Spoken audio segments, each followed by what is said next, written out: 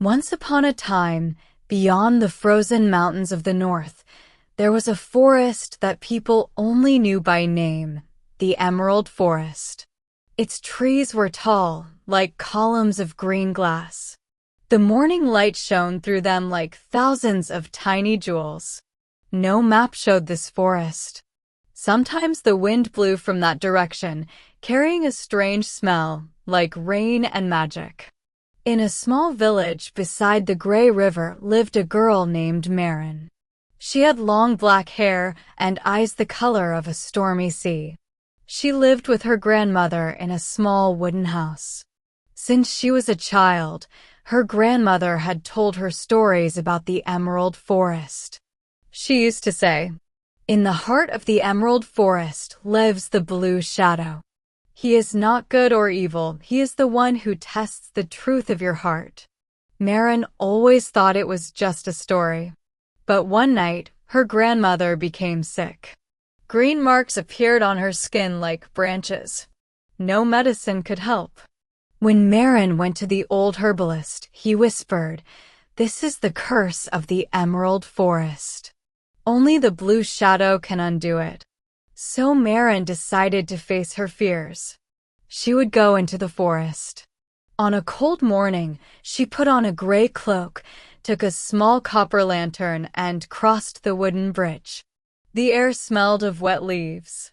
Blue birds with shiny feathers flew among the trees. The deeper she went, the taller the trees became. The light grew strange, as if she had stepped inside a living mirror. At the first turn of the path, a silver fox with golden eyes appeared and spoke in a soft voice like the wind. "If you seek the Blue Shadow, you must pass 3 trials.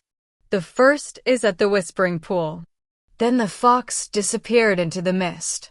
Marin walked through the forest until she reached a dark pool.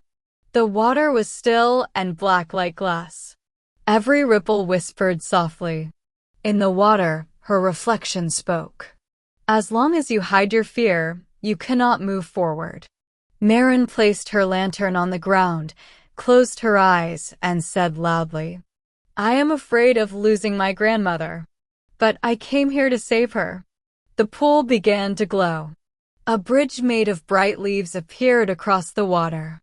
She crossed the bridge and came to the heart of the forest. There stood a huge emerald tree with roots like green snakes. Between its roots was a cave. Inside, the air was cool and full of the scent of rain and strange herbs. At the end of the cave, a shadow of blue light appeared. It had a long cloak and a soft glowing mist around it. The voice spoke. "Why have you come, child of the village?" Marin trembled but answered, "My grandmother is trapped by her curse. Please help me." The blue shadow moved closer. Its eyes shone like 2 blue flames. "Help must be earned.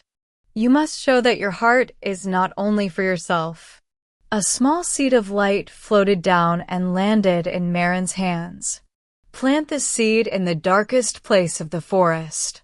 If it grows, the curse will be broken." Marin's lantern went out.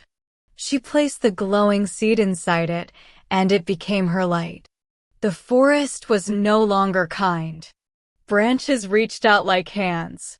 But Marin didn't stop. She found the oldest tree, knelt down, and planted the seed. Her hands shook as she said, "For my grandmother, for my village, for hope." The ground became warm. Suddenly, light burst from the earth, and a small tree grew with blue and green leaves. Marin's lantern began to shine again. She felt peace in her heart. When she turned around, the blue shadow was there again. Its voice was calm. "You have passed. The curse is broken. Remember, magic is not only power. It is the reflection of the heart." Marin walked out of the forest with her shining lantern. The mist disappeared, and the gray river sparkled like silver again. When she reached home, her grandmother was awake and smiling. "I knew you could do it," she said. The green marks on her skin were gone. From that day on, the people of the village knew that the Emerald Forest was no longer just a legend. And every night, when Marin looked at her lantern, a small blue light still danced inside, a gift from the blue shadow, the guardian of the forest. If you liked this story, please subscribe, leave a comment, and give it a like. Your support inspires me to create more beautiful stories for you. Thank you.